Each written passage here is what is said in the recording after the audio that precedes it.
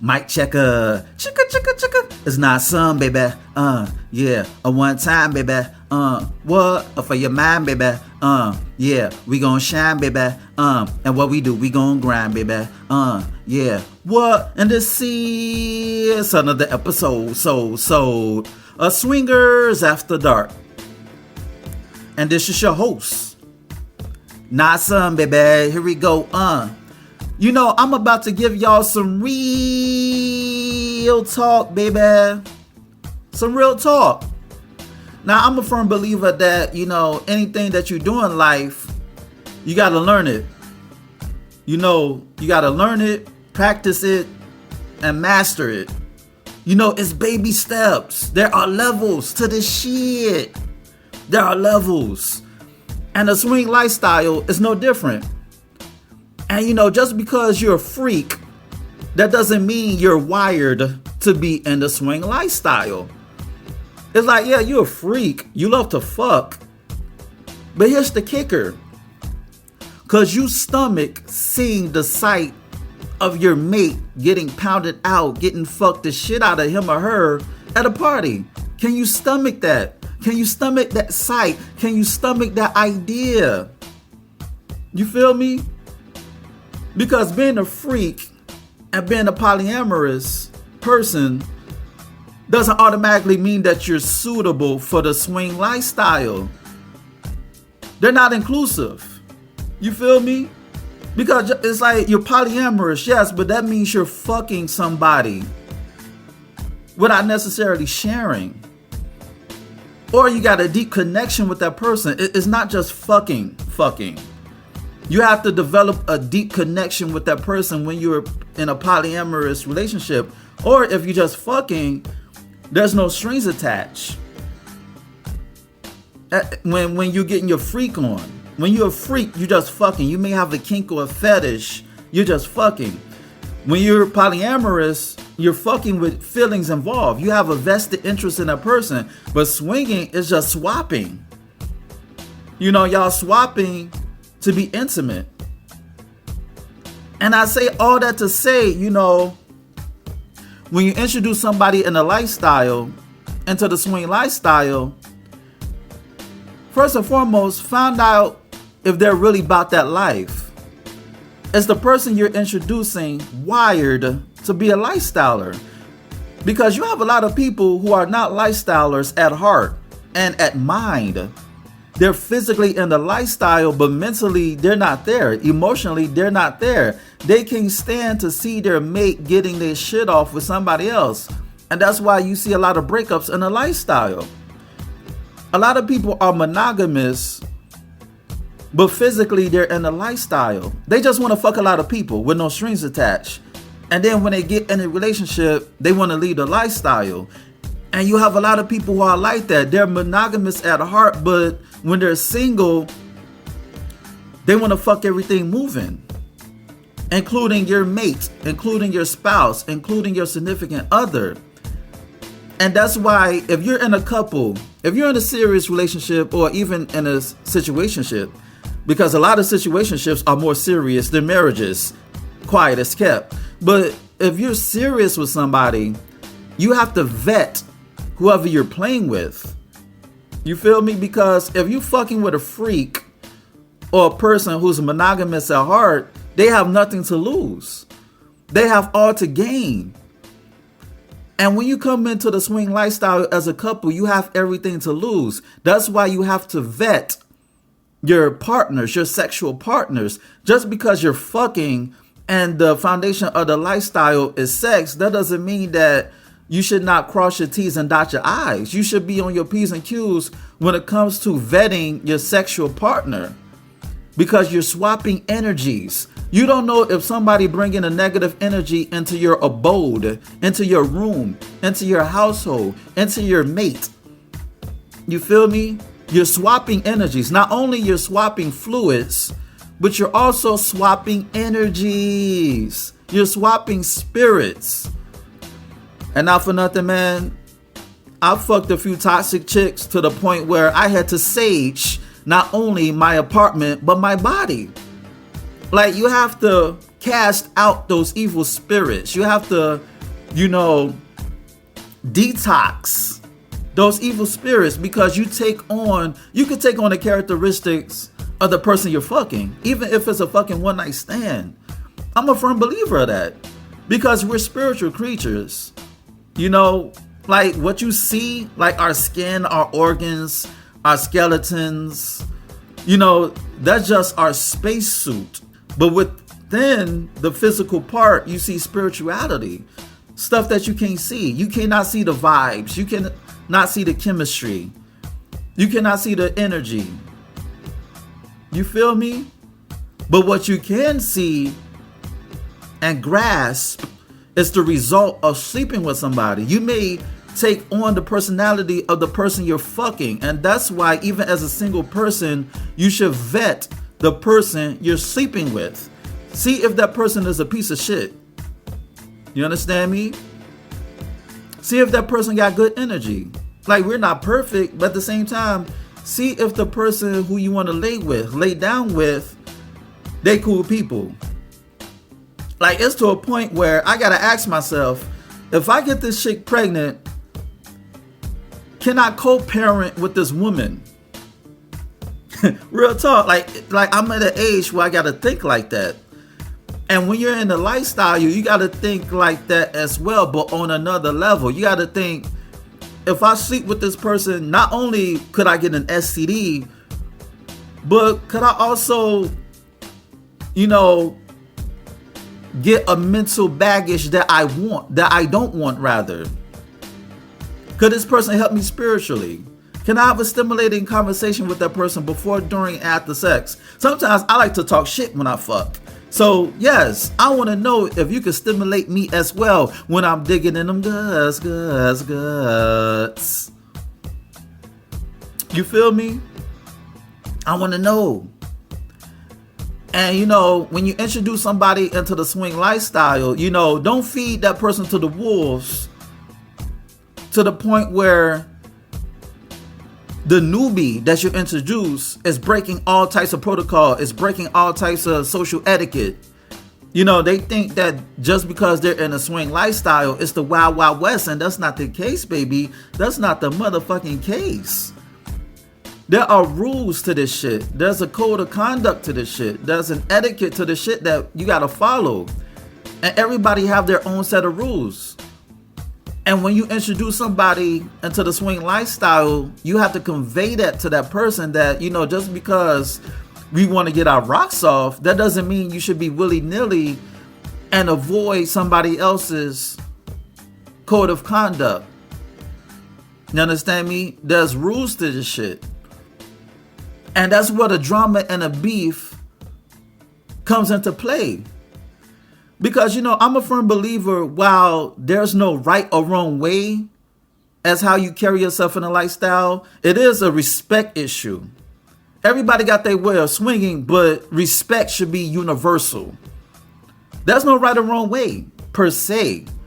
Because I may do something different from you, but my method may be just as productive as yours. At the same time, while I'm doing me, while I'm walking to my own beat, I should be respectful of that other person's set of rules, their do's and don'ts, what they want to do, what they shouldn't do. And that's what vetting is about. Vetting is about vetting somebody or teaching somebody the do's and don'ts, showing somebody the ropes of the swing lifestyle. It's about sitting that person down and having a heart-to-heart with that person, telling them certain situations about the lifestyle that they may get into, and you give them options, or you give them scenarios of how they could get themselves out of a situation that may be dire to them, or that may be hazardous. Yes, that's the right word. That may be hazardous to their health and to their well-being, to their mental health, physical health, spiritual health. For an example, I'm going to give you a prime example of how I would vet somebody. Let's say I'm vetting you, right? You interested in a swing lifestyle, and, I give you the game, I give you the rundown, whatever the case may be. And let's say you're interested I'm gonna talk to the fellas. Ladies, this could apply to you too, but I want to talk to the homies right quick. Let's just say you see a chick in one of the Facebook groups or on a social media site, and you inbox her, and you don't even know whether this chick is single. You don't know if she's single or if she's in a relationship. The first thing that you should say is, may I have a conversation with you? She could say yes or no. And when she does entertain the conversation with you, the next question that you should ask is, are there anyone who think they're in a relationship with you? Do they have the impression that you're in a relationship with them? Do they have an impression that you're with that person? Does the person you're dealing with or who you may fucking, do they have the impression that y'all in a relationship, y'all in a situationship, y'all fucking? Do they have the idea that nobody else could fuck with you but them? Are you in that situation? And that question could stop a lot of bullshit in the lifestyle, because now you have receipts. If that woman respond no, if she says no, I'm not in a relationship, I'm single. I'm not single, I'm single. I'm all the way single. Like I said before, you crossing your T's and dotting your I's because you're on your P's and Q's. You're being safe. You're not just seeing a piece of pussy and acting accordingly. You're having a red pill moment of investigating whether you should deal with this woman. And then once you get over the barrier of knowing her status, then you dwell in her mental aspect, because a lot of these chicks are batshit crazy. Yes, they have good pussy. Yes, they look good, but they're ugly inside. So you have to know if this woman is worthy of your mental health and your presence. You understand me? Because, a lot of chicks, they look good, but you may not want to deal with them after you fuck with them. And then you're stuck with them to the point where you wish that you could get your ball back after you shoot your shot. Real talk. So that's why you got to do your due diligence to know these chicks online, because anybody could perpetrate the fraud online. Anybody could put up a front online. Anybody could put forth a representation online. And because you're under hypnosis, you're hypnotized by the ass and the titties and the pretty face, you throw common sense out the window. And with common sense is your sanity. And then now you wonder why you got a stalker on your hands, because you did not investigate whether this person was good for your situation. You just wanted to fuck. And like I said, when you bring somebody into the lifestyle, vet them, make sure that they're wired to be in a lifestyle, because they may come to a time where they want to be in a relationship and they want to bring their mate in a relationship. And if they don't know how to vet their mate, then their relationship is going to be fucked up, because their foundation is built on quicksand. And it was never solid to begin with, because your student did not know how to vet people. Your student did not know how to navigate through the lifestyle, because you did not give that person the proper instructions. And no instructions lead to self-destruction. Because now you're just like a child. Like if you're not vetted as a newbie in a lifestyle, you just like a baby walking through a haunted castle without a map to get out. You don't know, you have no sense of direction to get out the house to safety. And that's how I relate that to not being vetted in a lifestyle. I wasn't vetted when I got into the lifestyle. I came feet first, not head first. I came feet first. And I had to figure a lot of shit through trial and error. Yes, I had common sense, but at the same time, you still have to understand the etiquette. Because just because you're in a lifestyle, that doesn't mean that everybody are lock in step when it comes to social etiquette, what you should do and what you should not do. Everybody got their own personal rules, and it's up to you to figure out that person's rules just by having a conversation. Instead of looking to fuck all the time, have a conversation with that person. And when you have a conversation with people, you'll learn a lot about humans, about the human psychology. When you actually converse about people, which will lead to you to understand body language. Before you could even say a word to somebody, you would know if that person is digging you by the way they non-verbally respond to you. And that goes back to understanding the spiritual aspect of people. When you understand the spiritual aspect of people, you can feel somebody's energy. Is that person energy inviting, or is that person repelling you? Is repelling a word? Anyway, in other words, you can have a magnetic attraction, or you can repel somebody from speaking to you, and vice versa. You understand me? And that's what being a spiritual creature is about. It's stuff that you cannot see that will determine whether you're right for that person, whether you're fit for that person. And just because somebody's sexy, gorgeous, handsome, beautiful, or whatever the case, that doesn't mean that y'all a perfect fit, because there's a lot of gorgeous women who have their personality doesn't match mine. So, people are like keys to a lock. Some locks fit and some locks don't. And you have to figure out what locks fits yours. You dig? That will, if somebody holds your keys, that will unlock the desires that you have. And those are the keys to success and the lifestyle, to find out who's a perfect fit for you. Because just like you cannot force a key in a lock, you cannot force a square in a circle, and you cannot force a situation. Everything got to flow natural. Everybody got to be natural. Everything got to be natural. Everybody, it got to, be organic. Everything got to flow naturally. Everything has to be organic. And you'll have more fun, being around like-minded people. You have more fun, you